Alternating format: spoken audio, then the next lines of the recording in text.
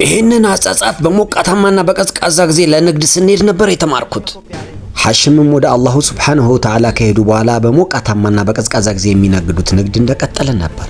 በዚህም ሁኔታ ከጥቂት ዓመታት በኋላ መካ ይህን አክል ትልቅ የቢዝነስ ቦታ ሆነች።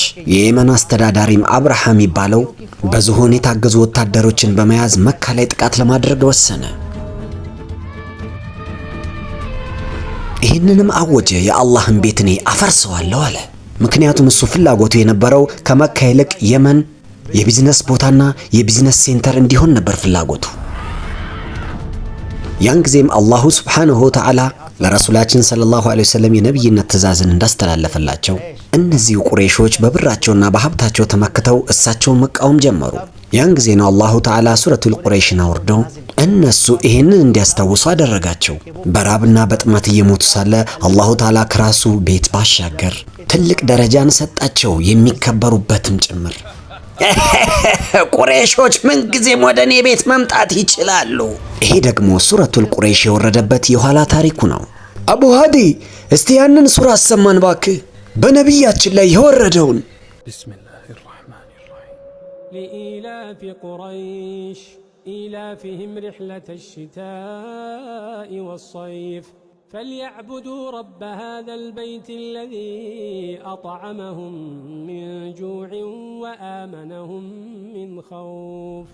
እስቲ አሁን ደግሞ ሱራዎችን በሲኒማቲክ መልኩ ለመረዳት እንሞክር በቀላል መንገድ።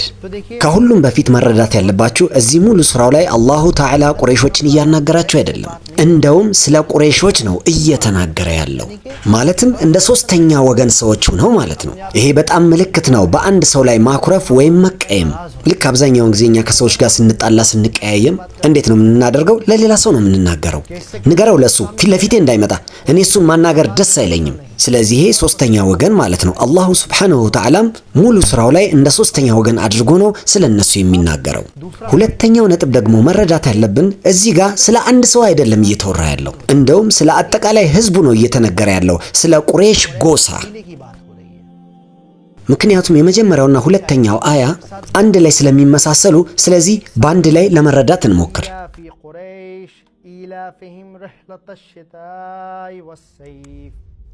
ማለትም አላሁ ሱብሓነሁ ወተዓላ ቁረይሾችን የብርድና የበጋን ወራት ጉዞ ሊያላምዳቸው ይህንን ሰራ።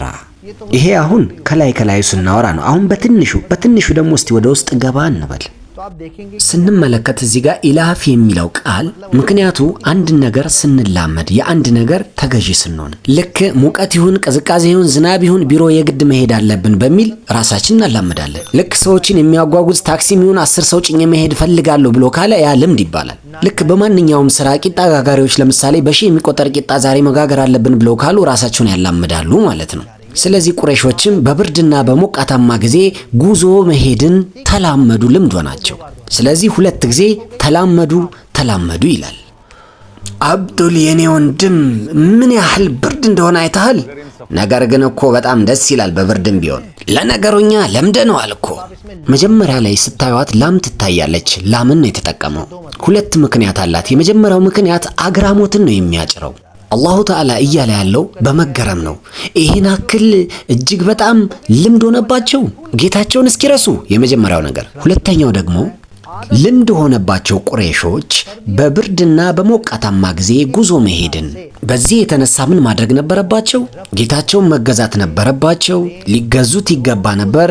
የዛ ቤት ባለቤት የሆነው የካዕባ ባለቤት ለሆነው ለቤቱላህ ባለቤት ለሆነው።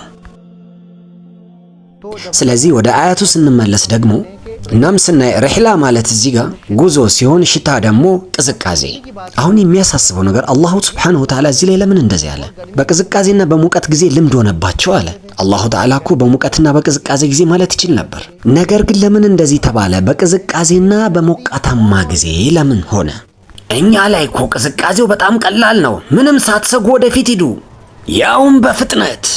እዚህ ላይ መረዳት ያለብን እጅግ በጣም ደስ የሚለው ነገር በቅዝቃዜ ወቅት ቀኑ እጅግ በጣም ያጥራል፣ ምሽቱ ደግሞ ይረዝማል። ብዙ ሰብሎች፣ አዝመራዎች ምንም አይበቅሉም። የአብዛኛውን ሰዎች ስራም ይቀዘቅዛል። ያን ጊዜ ስርቆትና ዘረፋም ይጧጧፋል። ስለዚህ የቅዝቃዜ ወቅት እጅግ በጣም አስቸጋሪ ቢሆንም አላሁ ተዓላ ግን እናንተን ጠበቃችሁ፣ ከሁሉም ፍርሃት፣ ስጋት ነፃ እንድትሆኑ አደረጋችሁ፣ ስራም ሰጣችሁ። በዚህ የተነሳ እነሱ ምን ማድረግ ነበረባቸው? መልሱንም አላሁ ተዓላ በሶስተኛ አያት ላይ እንዲህ ይለናል። እናንተ ያን ጌታችሁን መገዛት ነበረባችሁ። ያንን ጌታችሁን የካዕባ ጌታ የሆነውን ልክ መጀመሪያ እንደነገርኳችሁ እነሱ ከመካ የመን፣ ከየመን ደግሞ ወደ ሶሪያ ነበር የሚጓዙት። መንገዱም እጅግ አስቸጋሪና ሽፍቶች የሚበዙበት ነበር። ግን እንዲህ ይሉ ነበር፣ አታውቁም እንደ ይሄን እኛ እኮ የአላህ ቤት ጠባቂዎች ነን፣ እኛ እኮ ቤቱላህ አለን፣ እኛ እኮ የአላህ ቤት ጠባቂዎች ነን ይሉ ነበር። በዚህም የተነሳ የትኛውም ሽፍታ አያስቸግራቸውም ነበር። ስለዚህ እነሱ አላህን መገዛትና የአላህን ቤት ምክንያት አድርገው መገዛት ነበረባቸው ጌታቸውን፣ ጣዖታትን ሳይሆን። የእኛን ዱዓ ጌታችን ድረስ አድርሱልን፣ የውበል ስሙ ከፍ ይበል። እዚህ ላይ ደግሞ ፊ የተጠቀመበት ምክንያት የነገሩን ክብደት ለማሳየት ነው። አላሁ ተዓላ ያን ባሪያውን እጅግ በጣም ትልቅ ኒዕማ ሰጥቶታል። ትንፋሹ ይመጣል ይሄዳል፣ ሙሉ አካሉ እየሰራ ነው። ነገር ግን እሺ ጥሩ፣ አንተ አላመሰግንም ካልክ እሺ ጥሩ፣ አመስጋኝም አይደለህም፣ ምንም አይደለም። ነገር ግን ቢያንስ እንኳን ይህንን ኒዕማ እንኳን አታስታውስም? የአላህ ቤት ጠባቂ ነኝ እያልክ ስትጓዝ የነበረውን እቺፋ ይህንን ነው ግልጽ የምታደርግልን። ከዚህም በኋላ ሰላት ስትሰግዱ እና ይህንን አያት በምትቀሩ ሰዓት ይህንን ማስታወስ ነው ያለባችሁ። ይሄ ማለት የደስታ ነገር ሳይሆን አንድ ከበድ ያለ ነገር የያዘ ነው። አላሁ ተዓላ ውለታውን እያስታወሳቸው ነው። እንደዚህ መሆን የለበትም ስትቀሩ። አይደለም። እናንተ እየጮኻችሁ ክብደት እየሰጣችሁት ነው መቅራት ያለባችሁ። ከበድ ያለ ንግግር ነው። ትገርማላችሁ። አላሁ ተዓላ ይህን ሁሉ ውለታ ውሎላችሁ፣ ይህን ሁሉ አድርጎላችሁ፣ እናንተ ደግሞ እሱን ትረሳላችሁ። እናንተ ማድረግ የነበረባችሁ እሱን መገዛት ነበር። ያንን ጌታችሁን ስሙን እየጠራችሁ ሀብታም የሆናችሁበት። የካባ ጠባቂዎች ምንጊዜም ወደ እኔ ቤት መምጣት ይችላሉ። የረሱላችንን ሰለላሁ ዐለይሂ ወሰለም ሲረት በምናይ ሰዓት ሙሉ ህይወታቸውን ነው የምናየው። የኢብራሂም ዐለይሂ ሰላምን ህይወትንም እናያለን። ያን ጊዜም እናንተ ታውቃላችሁ ሁሉም ነገር እንዳለ በሶስተኛው አያት ላይ ነው ሚስጥሩ የተደበቀው። ረሱላችን ሰለላሁ ዐለይሂ ወሰለም ሙሉ ህይወታቸውን ያሳለፉበት አንድ ሰው ጌታውን መገዛት እንዳለበት፣ በተውሂድ ውስጥ እየኖረ አንዱን ጌታውን እንዲገዛ፣ በአላህና በባሪያው መሃል ማንም የለም። ሰውየው እጁን መዘርጋትና ጌታውን መለመን ብቻ። በመሃል ማሰብም አይጠበቅበትም የኔ ነገር ጌታዬ ድረስ ይደርሳል ወይስ አይደርስም ብሎ፣ ምክንያቱም ጌታ ነው የፈጠረው እሱንም። ስለዚህ በጣም አስፈላጊ አያት ነው። የተውሂድን ምክንያት የሚያስረዳን ለኛም ይሄንን የሚነግረን አንዱን ጌታችንን አላሁ ሱብሓነሁ ወተዓላን ብቻ መገዛት እንዳለብን።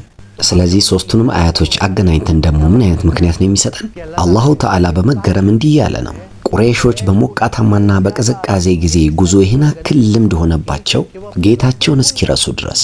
እነሱ ማድረግ የነበረባቸው ጌታቸውን መገዛት ነበር። ያንን ጌታቸውን የዚህ ቤት ባለቤት የሆነውን። አሁን እዚህ ጋር የሚያሳስበው ነገር ቁረይሾች እኮ ይህንን መናገር ይችሉ ነበር። ምንድነው? የትኛውን አላህ ነው የምንገዛው? የትኛው አላህ? እኛ እኮ ከዓባ ውስጥና ውጭ 360 ጣዖታትን ቁጭ አድርገናል። እስቲ ንገሩን የትኛውን ነው የምንገዛ ሲሉ አላሁ ተዓላ መልሱን በአራተኛው አያት ይሰጣቸዋል። ምንድነው አራተኛው አያት?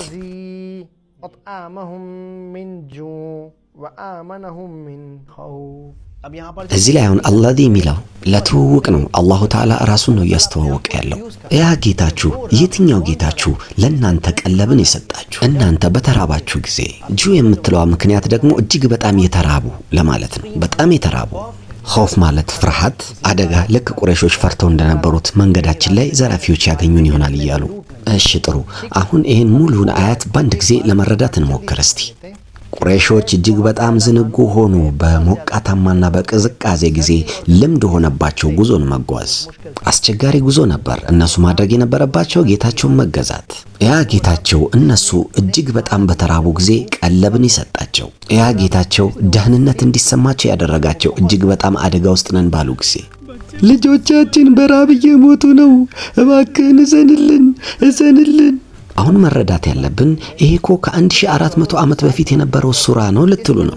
ይሄ እኮ ስለ ቁረይሾች ነው የሚያወራው። ለኛ ምን ይጠቅመናል ልንል ነው? እኛ እስከዚህ ምንድነው የምንማረው? ምክንያቱም ቁርአን የአላህ ቃል ነው። ለሁሉም ኡመት እስከ ቂያማ ቀን የሚገለገልበት ጭምር ነው። በዛሬው በእኛ ህይወታችን የሚያገናኘው ይሄ ነው። ሱረቱል ቁረይሽ አንድ መስታወት ነው ለኛ። አላሁ ተዓላ ለእናንተ ኒዕማን በሰጣችሁ ጊዜ እናንተ ደግሞ ዝንጎች ስትሆኑ እንዲሁም ወደ ቁረይሾች መንገድ በሄዱበት ስትሄዱ ለምሳሌ ያክል ከዛሬ 5፣ 10፣ 15 ዓመት በፊት ምግብ የምትበላበትን ሳህን የመግዛቱ አቅም እንኳን አልነበረህም። ምናልባትም ያኔ በክራይ ቤት ውስጥ ትኖር ነበር። ዛሬ ደግሞ የራስህ ቤት አለህ። ምናልባትም አንተ ማግኘት ያለብህን ትምህርት ሳታገኝ ይሆናል ያደግከው። ነገር ግን ያንተ ልጆች ካንተ በላይ በጣም ጥሩ ትምህርትን እያገኙ ይሆናል። ስለዚህ አላሁ ተዓላ ያንተን ህይወት እንዲመች አድርጓል። እና ምንድነው አንተ ፍላጎትህ? ስለዚህ አንተ ማድረግ ያለብህ ጌታህን ማወቅ፣ የጌታህን ስሞች ማወቅ፣ የሱን ነብያቶች ማወቅ፣ እንዲሁም ኪታቦችን ማወቅ። ነገር ግን እኔና እናንተ ምንድነው እያደረግን ያለነው? ገንዘብ ስናገኝ በቃ እስቲ ተለቅ ያለች መኪና ልግዛ፣ እናም አንድ ከተማ ላይ ደግሞ የሆነ ቤትም ለስራ ወይም ልግዛ፣ አንዳንድ ላይ ተጨማሪ ሌላ ለክራይ ይሆናል። በጣም ብዙ ገንዘቦችን ስናገኝ ደግሞ ጭራሽ ኃላፊም ያጫውተናል። ገንዘቡ አለኝ፣ ስለዚህ አሁን ደግሞ ኃይል ያስፈልገኛል። እኔ እናንተ ጉደን እባላለሁ፣ ስለዚህ ለምርጫ ነው የቆምኩት።